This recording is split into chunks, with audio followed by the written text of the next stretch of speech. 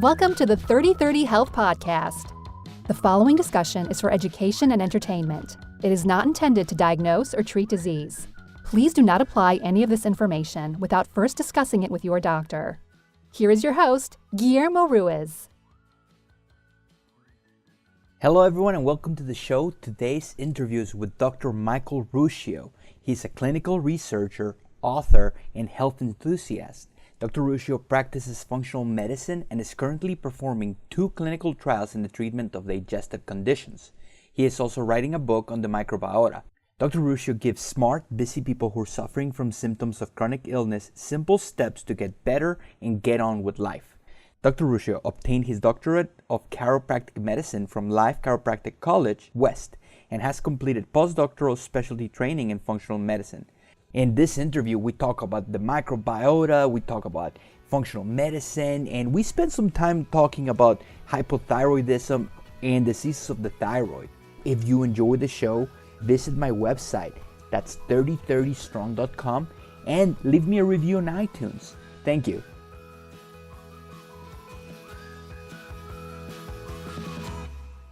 Hello everyone, I'm here with one of my mentors, Dr. Michael Ruscio. How are you doing, Dr. Ruscio?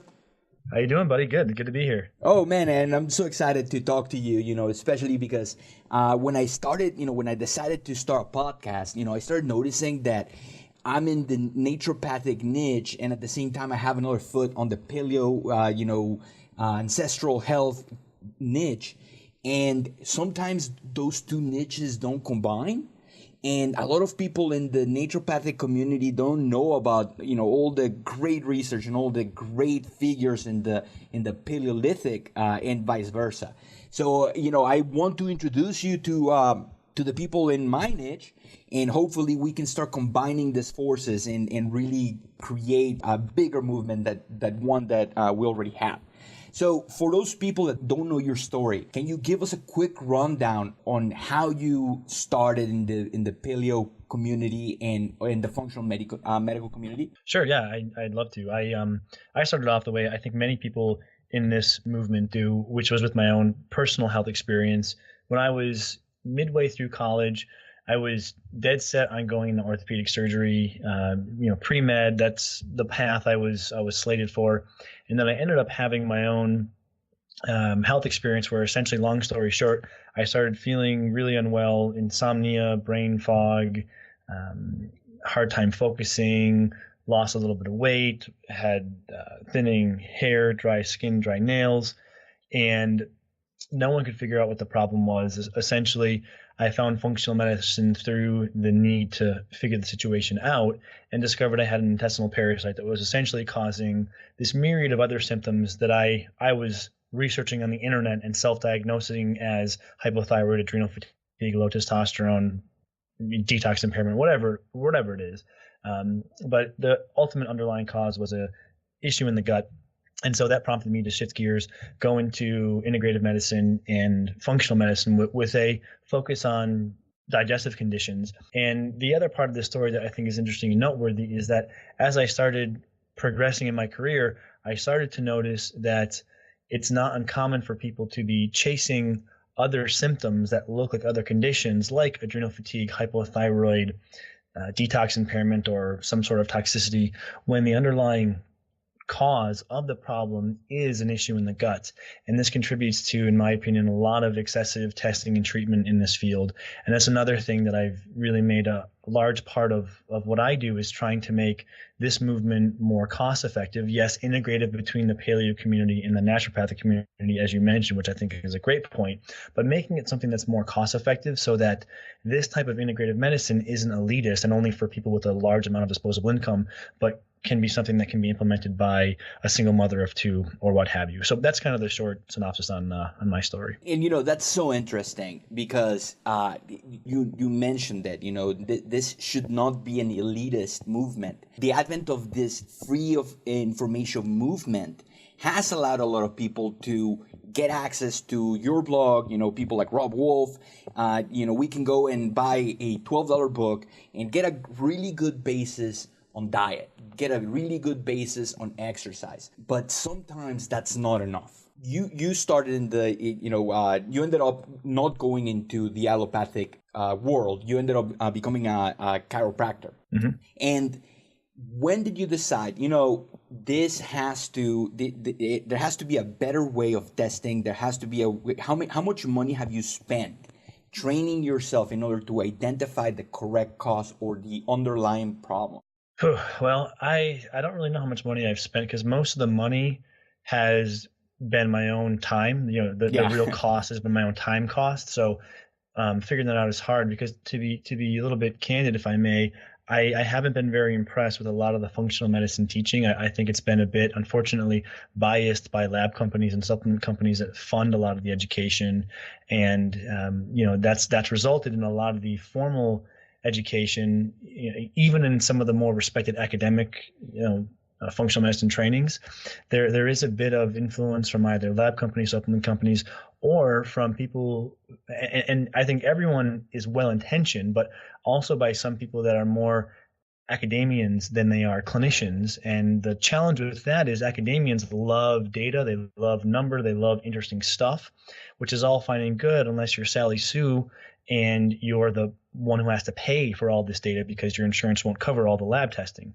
So, I can't really say there's a definitive cost to it, but it's been years of my life as someone who works a lot in places of high value on my time. So I'm sure it's been a pretty lofty cost, but I think the real thing that allows one to figure this stuff out is just asking themselves, how can I get better results by doing less? And once you come to that realization that more testing and treatment does not equal better results, it really changes the way you look at this. And it's an unfortunate syndrome that occurs, wherein if you're someone listening to this or reading this and you're sick and you're not feeling well, you'll do anything to get answers. I totally get that. I was there myself when I was 23 and going through all this in my own body. But just because you'll do anything doesn't mean that you need to spend a ton of money, or that you need to go through these lofty testing or treatment interventions in order to get healthy. And it's unfortunate that sometimes that's taken advantage of, even if it's not taken advantage of with a malintent. But sometimes doctors fall into that same line of thinking, which is, I want to get this person well, so it must mean I have to do more testing and more treatment to get that result. So I think those are some really important things, and I hope I'm not getting too theoretical here and off the mark. But if people understand these things, when they go to start researching a given condition that they're trying to get help with, they can incorporate these into how they select a provider, or if they're going to try the do-it-yourself method, select someone's do-it-yourself program to follow, is looking for this underlying, conservative, progressive, but conservative in terms of their stance, not doing these crazy things, but thinking about, who could I find to follow out there, either do it yourself or with a clinician who seems like they're open-minded, but they're not like the super, wacky health nut that's going to have me do all these crazy things in order to get well. And it's so funny because I am guilty of this too. As you know, I think we've all been. Yeah, I was too for a while. Yeah, as you know, I do a lot of research at the Southwest College of Naturopathic Medicine, and I'm getting some pretty cool results with in vitro studies. And every time I shoot you an email saying, "Hey, guess what I figured out?" and you remind me, yeah, okay, that's really cool, and that's gonna make a great paper, and that's advancing the science. But you gotta remember, Guillermo, it's in vitro. And we have to make a good distinction between the usefulness of an in vitro result and clinical data. It's a really key distinction, especially for the people listening to this who, you might just be, you're not necessarily a doctor or a nurse or a healthcare provider, but you're someone listening to this on the consumer end of things. It's a very important concept to understand, and the concept essentially is, if we show something happens in vitro in a glop of cells in a petri dish in the lab, or even with animals, if something favorable happens there, it doesn't mean that translates to what happens in humans. And this is probably one of the main sources of confusion and also of waste in this field is this speculation. Is something looks good in a petri dish study, and people then think that that's something that humans should do. And because there's so many different petri dish and animal studies, there ends up being so many different recommendations, and it's hard to figure out, well, who was right? I've heard someone say low carb is better. I've heard someone say high carb is better. I've heard someone say I should eat paleo, but I've heard someone else say that I should eat gluten-free, but someone told me that it's not the gluten, it's actually the FODMAPs and the gluten. So, and you can easily get very confused, except for when you look at what the clinical trials in humans show. And that really tells you where the quote unquote truth is. And I use the term truth loosely, but essentially you want to know, if I were to do this, would I feel better? And that's exactly what a clinical trial is. We take 100 patients and they do the treatment, and we take 100 patients and they undergo a placebo, and then we see what happens. And just one or two quick examples that might help encapsulate this for people. So there are certain compounds in some types of foods known as FODMAPs, and these are ingredients, typically carbohydrate type compounds, which are foods, sugars, which are different types of sugars that can feed bacteria in the intestines. And this isn't necessarily a good or a bad thing, but this point has gotten very confused because we know that in petri dish studies, for example, when we feed bacteria, some of these bacteria produce anti-inflammatory compounds. So that's very attractive. So that has led some to speculate and say, well, if you have gas, bloating, constipation, diarrhea, IBS, or something like Crohn's disease, or also colitis, an inflammatory issue in the bowel, then you should eat more of these FODMAP compounds because you're going to get these anti-inflammatory benefits from the bacteria. So that's what happens when we look at this, and we look at what happens in a petri dish, and then we try to speculate from that as to what a human should do. But when we actually take a group of humans who have either gas, bloating, diarrhea, constipation, or a condition like ulcerative colitis or Crohn's, and we have them eat diets high in these FODMAPs, which feed the bacteria, which produce this anti-inflammatory compound, we actually see that all these people get worse. And they have more inflammation, ironically. They have more gas, more bloating, more constipation, more disease activity. So, this is hopefully this example is kind of showcasing the fact that we can't take what happens in a petri dish and then try to convert that into a recommendation in humans, because oftentimes we find that we were wrong and that the humans actually got worse. And so before we recommend humans do anything, we should look at what happens when humans actually undergo some type of treatment, and then use that as the substance for which we generate the recommendation. And this is not to say that in vitro studies are bad. This is just to say that they are a stepping stone in the hierarchy of the data. Exactly. Yeah, well said. Now, and it's early in the year, and I know a lot of people out there are trying to lose weight, and I'd like to talk about losing weight in a different way. Instead of throwing recommendation after recommendation, which is what's popping on my social media every day. I get, try this to do this and try this to do that. Let's talk about some things that might be bad ideas for people to try. For example, there's very good evidence that a ketogenic diet used properly can be very good for people. But who should be maybe taking it easier on the ketogenic, maybe including more carbs on their diet, or being cautious when implementing a ketogenic diet? Mm-hmm. And I'm assuming your listeners already know what a ketogenic diet means, but it's essentially a very low carb diet that stimulates ketones in the urine, which is a sign of fat burning. And this is typically really low in terms of carbohydrates. We might accurately define it as a very low carbohydrate diet, which might be around something like 30 grams of carbs a day. So just to clarify that for people, here's how I look at the dietary piece, because there's a few things that people should probably be aware of, because there's a whole range of diets out there. You have everything from ketogenic diets, which are going to be very low carb and higher in fat on the one end of the spectrum, and then on the other end of the spectrum, you'll have something like a more vegetarian type diet, where you're going to be eating a diet high in carbs and lower in fat. And this could be the Ornish diets, for example. Many vegetarian diets will look like this. And then in the middle of the spectrum, you have something like the Mediterranean diet, or the zone type diet, which is kind of a balance of protein, fat, and carbohydrates. And really everyone can do well on one of these types of diets. It's just trying to figure out who you are in relation to what diet is going to work best for you. And interestingly, if you look at the globe, it actually gives us a representation of how this plays out.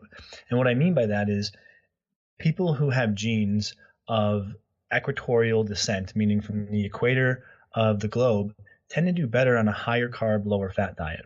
And then transversely or inversely, when we go to the polar regions like Northern Europe, where it's very cold, especially in the winter, then people who have genes from these areas tend to do better on a lower carb, higher fat diet.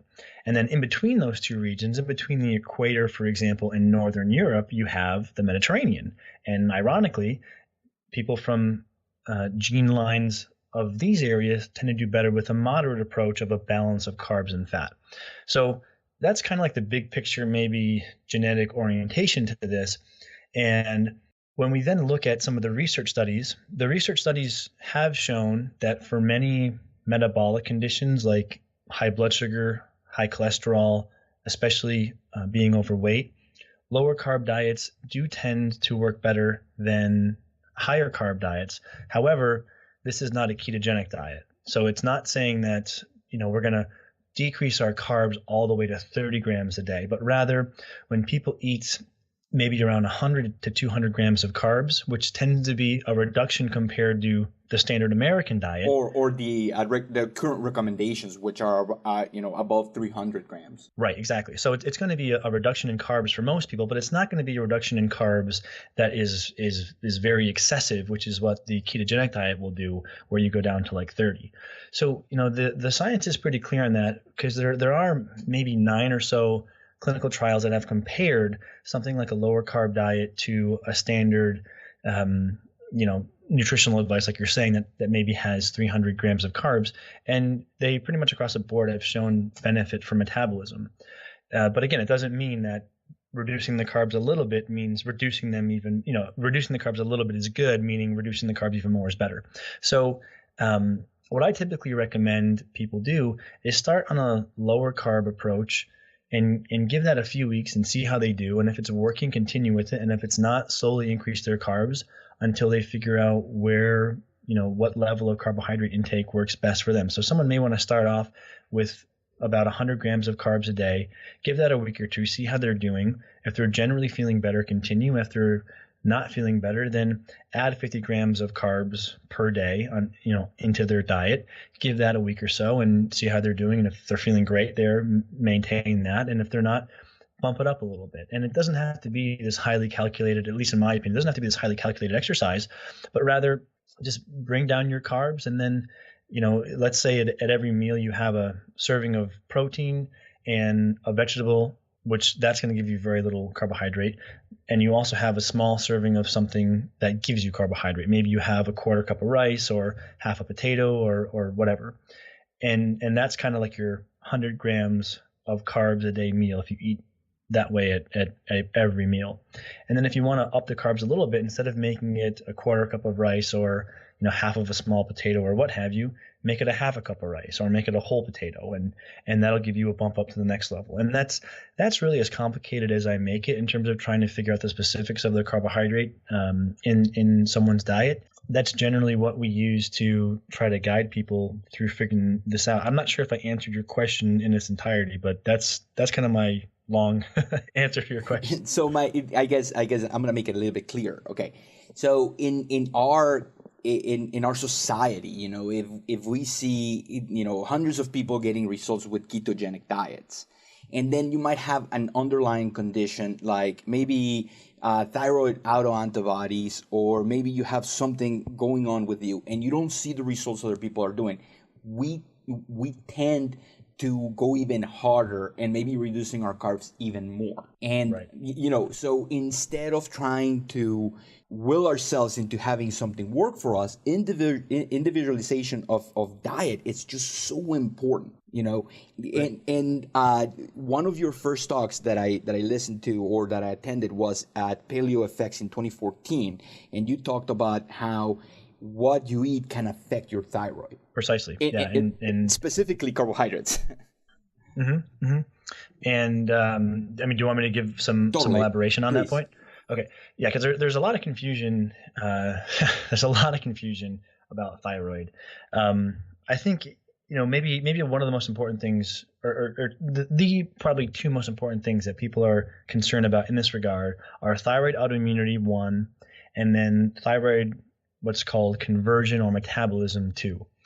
So from the thyroid autoimmunity perspective, and just to clarify that the most common cause of hypothyroidism is thyroid autoimmunity. So it's something that's important to be cognizant of.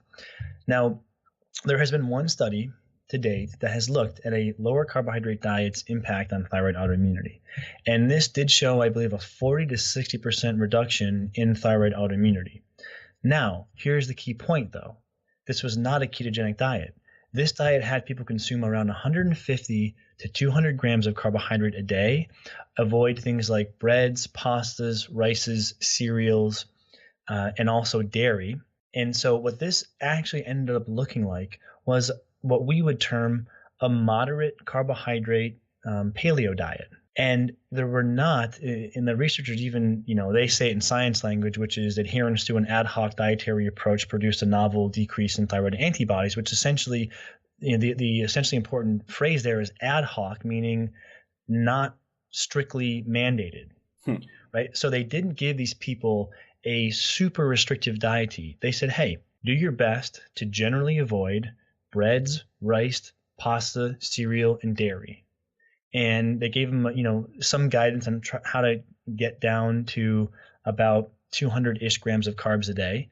But that was it. I mean, this was not a super elaborate diet, and they did produce better weight loss than the other group, which was a low-calorie diet group.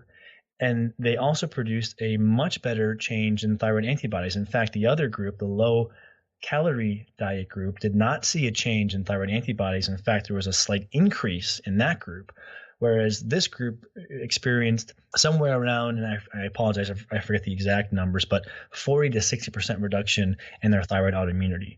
So to your point, Guillermo, it's not to say, okay, a little bit of carbohydrate restriction was good, meaning more must be better. This was what we would consider a pretty reasonable, just restrict your carbohydrates kind of diet, and it produced a really nice result. Not only restricting carbohydrates, but also eliminating the most common allergens, which, Exactly. it totally with thyroid autoimmunity. Now, for my listeners out there that maybe tried a ketogenic diet in the past or a very low carbohydrate diet in the past, what are some alarms or what are some things that they should be on the lookout for to, that their body is telling them, what, your thyroid is not working properly, you need to start increasing your carbohydrates?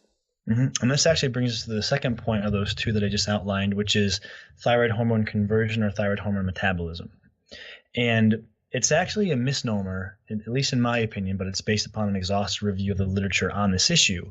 It's a misnomer to think that a low carbohydrate diet is causing damage to your thyroid or some sort of problem with thyroid hormone metabolism.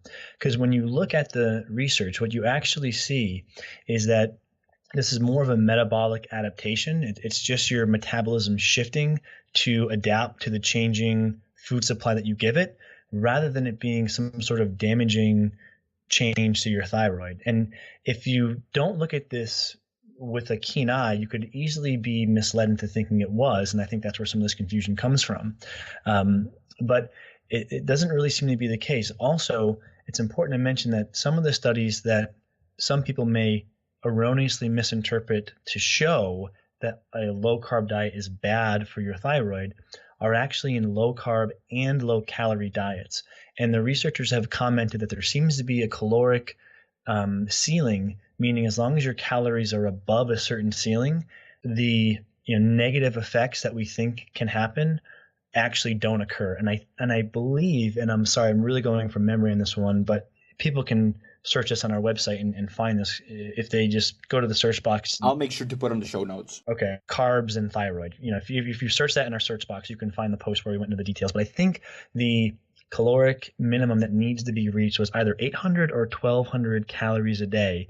And once the subjects were above that level, that any what we thought would have been a negative impact on the thyroid hormone metabolism was actually mitigated and not really something that happens. But so it's important that we establish that. It's important that no damage happens to your thyroid from a low carbohydrate diet, and no negative changes in your thyroid hormone levels occur either. However, this doesn't mean that someone may not experience or wouldn't experience negative symptoms if they are on too low carb of a diet. And they may experience things like fatigue, gastrointestinal disturbances, dry hair, dry skin, dry nails, insomnia. But these may not be thyroid mediated. They may just be metabolism mediated, meaning the person's going on too restrictive of a diet for the metabolism, and it might be blood sugar, it might be how their blood sugars are impacting their adrenal hormones or what have you.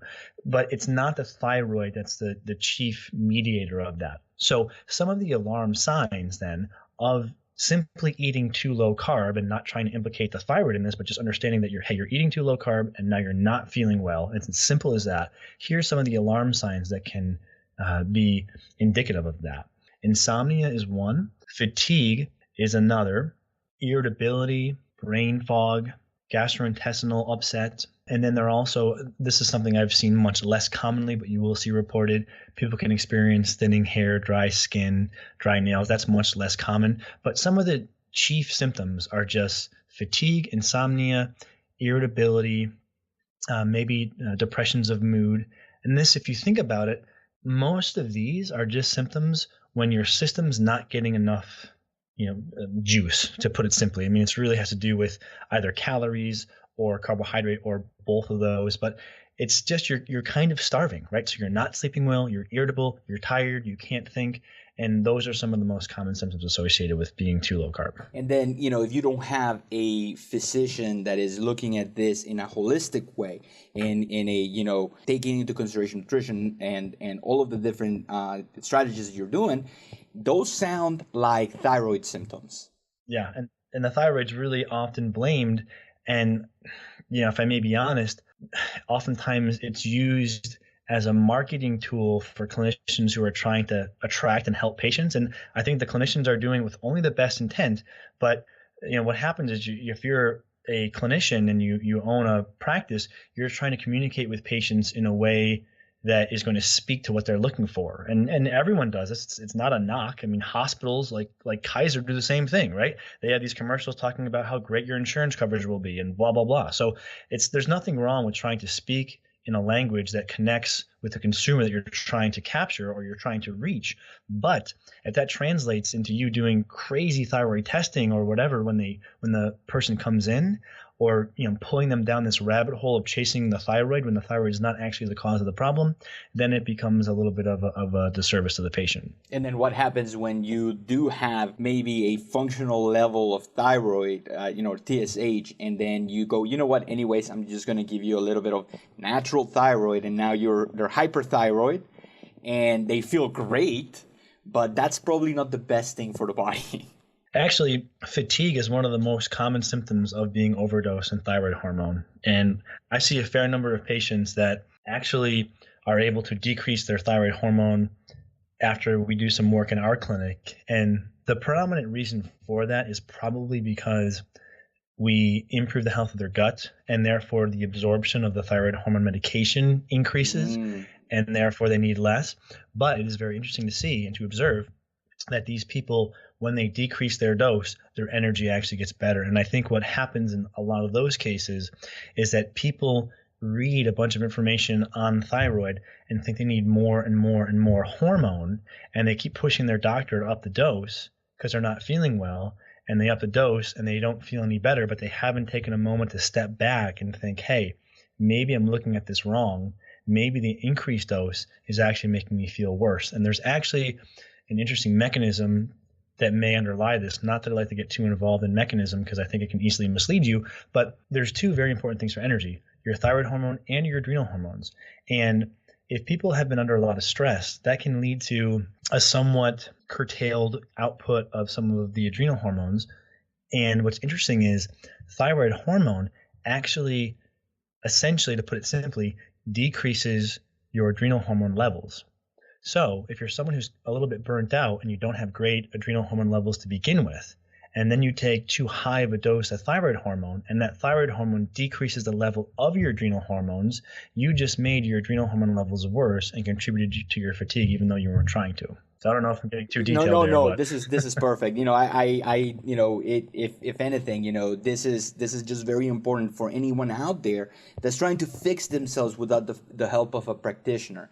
And, it can be very, very frustrating. And the amount of money that you think you're saving by going on Dr. Google and going on Amazon and ordering tons and tons of supplements could be curtailed if you have someone on your team that has the same goal as you. Exactly. Quick question, so what would you recommend as, like a jump start for this season? This is, if someone wants this to be their year, to maybe get on a smaller, dress size, or would they want to look good at the beach? What would you recommend for someone as a starting point that, to reset so they don't have to go into a juice fast for 60 days or anything like that? What's a good, comprehensive and safe way of jump starting this to change habits? Well, there's maybe two things there that really come to mind. One would be just going onto a paleo diet that's a moderate or lower carbohydrate paleo diet. So that would be paleo with around 100 grams of carbs a day. And like I said before, see how you feel and then maybe up them a little bit if you're not feeling optimal. That's a reasonable approach, and it's one I think can yield a lot of benefit. And then, another thing that I think can be helpful there, I mean, there's many, and we had talked about this for a minute off air, Guillermo, is using a short fast. And really, I prefer what's known as a modified fast, where you're not truly fasting, meaning you're eating nothing, but you're modifying the fast so you have a little bit of nutrition coming in, and that nutrition is in a liquid form, thus allowing your gut to heal if there is any problem in the gut present. And there's two general versions of this that I recommend and use.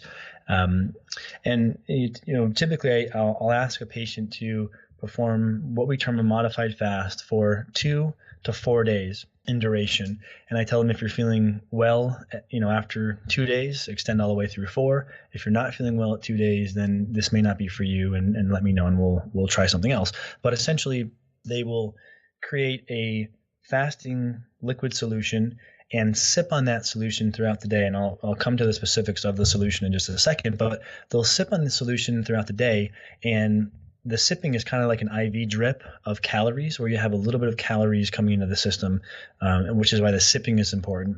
But essentially, we have people make a homemade bone broth, which essentially just means boiling bones, adding a little bit of seasoning, and then sipping on the broth. So you have some fatty acids in there. That's the predominant fuel source. And the other version is essentially the Master's Cleanse, which is just a homemade lemonade where you use fresh squeezed lemon juice diluted that with water, add a little bit of maple syrup and a small pinch of cayenne pepper, and you make this cleansing lemonade solution. And those can work really, really well for people. The only people that these sometimes do not work well for are people who feel burnt out. And these are people who've been under lots of stress, and they may feel like they have hypoglycemia, or if they don't eat, they get tired, they get irritable, they get jittery. And especially if they've been under a lot of stress, or they're not sleeping enough, or what have you, then sometimes it doesn't work great for these people. Still worth a shot, because sometimes those symptoms are coming from a problem in the gut, and this modified fast will help the gut and therefore help those symptoms. But those people are the people to be a little bit on the lookout for. But other than that, this tends to work very well for people, and they usually report back to me. They have great focus, great energy, great sleep. They feel less bloated, and they lose some weight. And typically we'll start off with that modified fast for 2 to 4 days, and then roll right into a moderate to lower carb paleo diet. I remember when you made that recommendation. I don't remember if it was on your podcast or at Paleo FX. I don't remember specifically, but I went home and I started thinking about the advantages of doing that. And I do it around 2 or 3 times a year. Last year I had a presentation in Europe, and I wasn't very paleo, when I was in Europe, and I came back and I was bloated. I had gained around 8 to 9 pounds. 3 days Wow. later, after doing this 3-day fast, very simple, with stuff that I had already at my house. I was back to my weight. I wasn't bloated anymore. My jet lag was gone. It was just amazing to see how that simple reset, just 3 days, just made the whole difference. And then, because you have been doing this reset, it's just so much easier to jump into a paleo diet and cooking at home and doing all of this, your taste bud change. And I think that is one of the greatest contributions you've made into our community. Thank you. I appreciate that. Well, and then the second contribution that you will make to our community is you're writing a book. Can you tell us a little bit about that? Sure. Yeah. The book has been something I've been writing for about 2 years now, and it should be published mid 2017.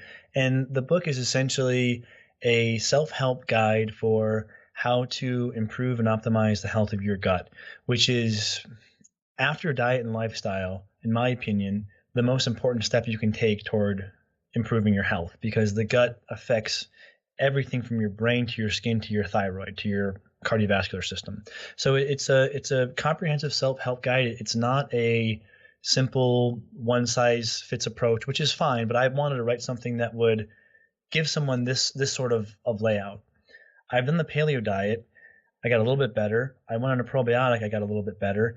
And then I tried the autoimmune paleo diet, and I felt a little bit better, but I still don't feel like I've completely regained my health. So now I have Dr. Ruscio's 8-step plan, and each one of those 8 steps unfolds to how you respond, meaning you may only need to go through 2 of the 8, depending if the first 2 steps work really well for you. So it's efficient, but it also is adaptive, meaning if you respond or you don't respond, it's not, oh, well, this is a one-size-fits-all approach, and if it didn't work for you, sorry, don't know what to tell you. So if something doesn't work for you, there's another step, and the steps really adapt to your response to help get you to the best outcome. So for people that really want to make sure they have optimum gut health, which is a very important part of the health puzzle, then I think this, without sounding too braggadocious, I think this is the best book that's been written on this to date. And it's only because I've taken a lot of time to not only perform research in my own clinic, but also a very comprehensive review of the published research, and then take that for several years into the clinic and try to cut all the fat so as to come away with the most effective interventions and then lay them out in a personalized series of action steps. So full disclosure, I actually was lucky enough to get a very early draft of this book, and I read it in over 3 days. And this is with me going to medical school, but the information was just so vital.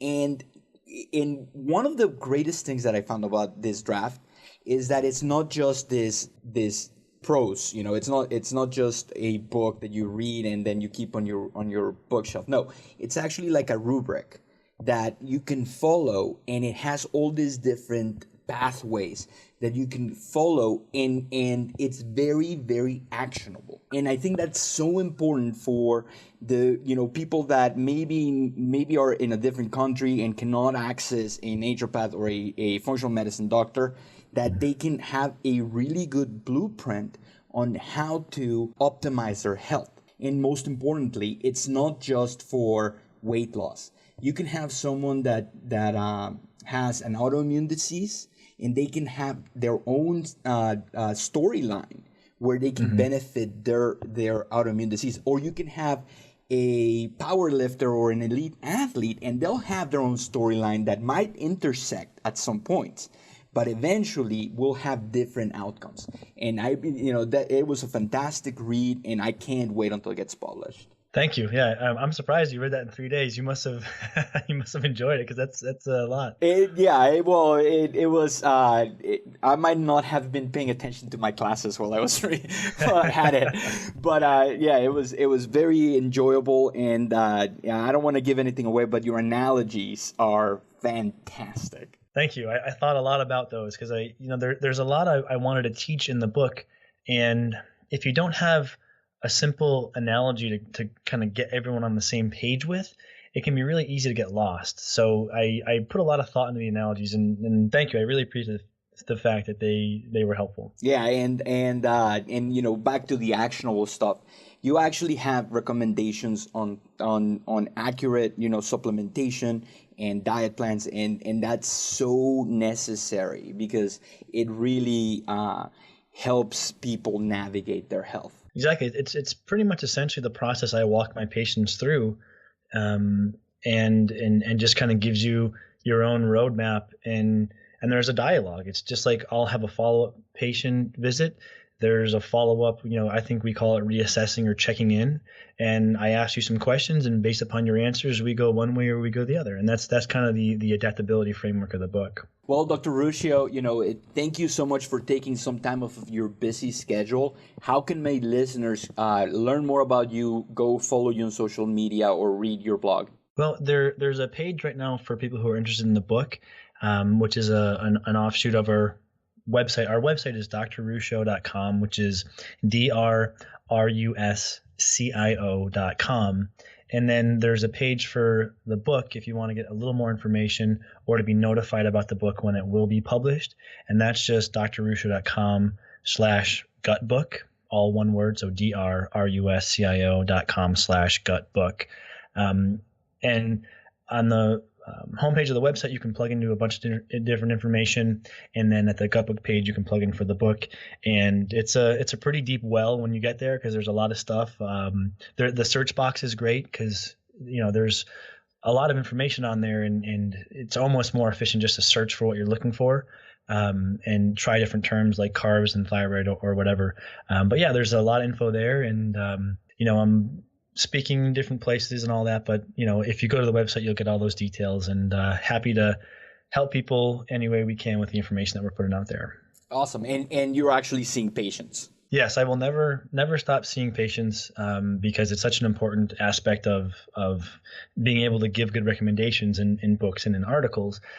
So yes, and we keep the clinic open. I'm trying very hard not to ever close off accepting new patients, even if we have to bring in other doctors and train them. So if you're someone listening to this and you can't find anyone locally, or you don't want to do the do-it-yourself program in the book, then you can always contact our office for more help there. Or more importantly, if you have tried different things in the past and you've seemed to come to a dead end, go get yourself a practitioner. They don't have to be a chiropractor. They don't have to be a naturopath. They just have to be on the same plan as you, on the same program. Mm-hmm. And we did record a podcast entitled How to Find a Good Functional Medicine Provider that people may want to listen to for some tips and tricks on how to find, if you are looking for someone in your area, some ways that you can evaluate and try to find the best person. It's so funny. One of my first blog posts it's called How to Find a Practitioner, because being in school, I'm not allowed to give any medical advice, and I had so many people reaching out, and I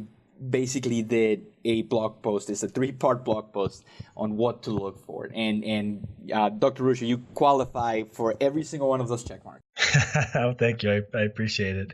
And I'm looking forward to when you're out in the world practicing, because I think you're going to help a lot of people too. 160 more days. Congratulations.